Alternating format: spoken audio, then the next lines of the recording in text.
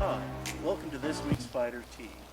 Today's subject is going to be those things that, well, in my local area, I'm noticing that the experienced fighters are not remembering or thinking to tell the new fighters. It's going to be a little bit diverse, almost a quickies, but we have a theme.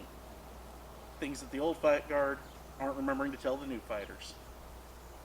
One of the first things I'm going to talk about in today's episode is the order of operations of armoring up. And I'm not talking about collecting a set of armor, although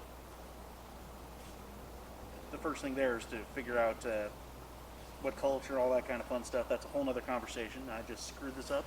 That's on me. We want to talk about the order of operations of taking the armor out of the armor bag and putting it on the fighter. In general, you're going to work from the feet up and the inside out. But every set of armor has its own little unique things where maybe you've got to put, the suspenders that help hold up the misfitting seatbelt over the top of your shoulder armor or under it, who knows. Figure out the order of operations and memorize that order of operations and understand that when you get a new set of armor, or a new piece to add into your armor, the entire order of operations might change. It's particularly frustrating to get 90% of your armor on and then realize that you forgot, say, your cup. But you want to make sure you're safe, because we want you dead in the eyes of the sport, not actually injured. Remember, ambulance is being called for the sport. Bad idea. No. Let's talk about fighter etiquette. If you're getting a chance to attend practice, you're picking up on a lot of ideas of this.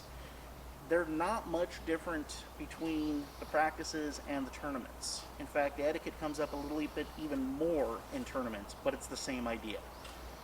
Talk to your opponent while you're fighting. Fighters are chatty Cathys. We are. If you're waving up a hit from your opponent, tell them, hey, I thought that was tippy, that it just grazed me. You want to communicate this information to him and listen to what they communicate back to you, because your opponent might tell you, that felt real good to me. Maybe you've got a new dent on your armor. Pay attention. Don't be a jerk. And not communicating with your opponent in this sport, you're being a jerk. And do you really want to be a jerk when somebody's got a big stick in their hands and you have some tender victuals? Just saying. An important difference between most practice environments and tournament and fighting with any kind of audience is most practices don't have you practice the flop. And in fact, I know of at least one young fighter that has attended quite a few practices and didn't know what the heck I was talking about when I mentioned the flop.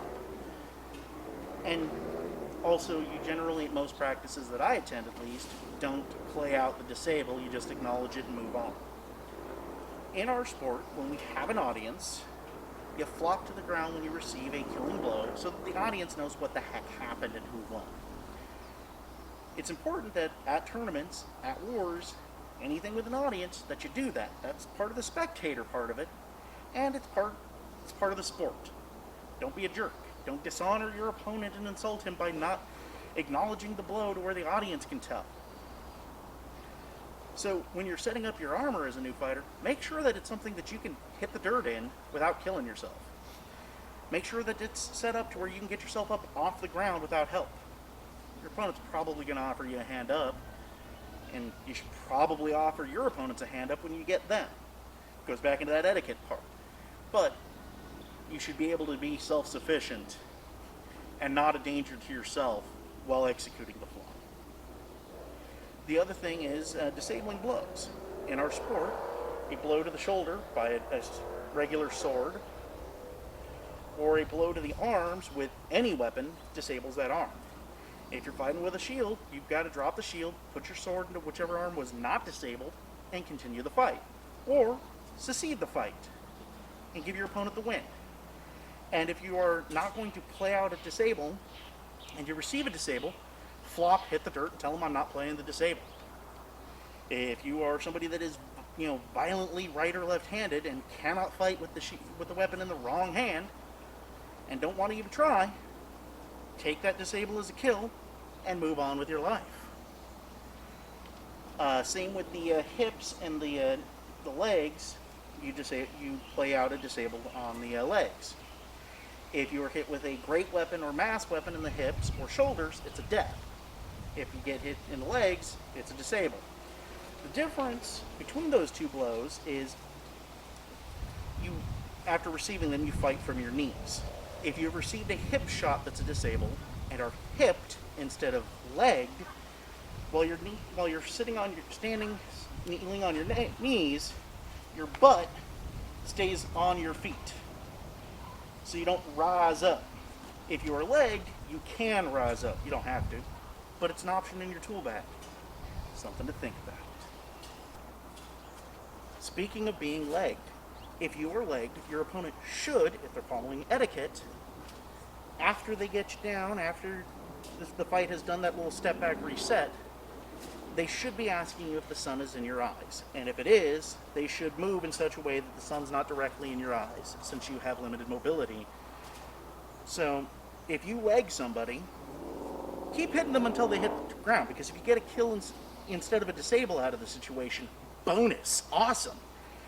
But once they're solidly on the ground, once you've done your little routine of, side, other side, you back up. Hey, is the light okay? No? Okay. Move over. Is it okay now? Okay, I'm engaging. While you're engaging a legged fighter, you're not allowed to break the plane of their shoulders.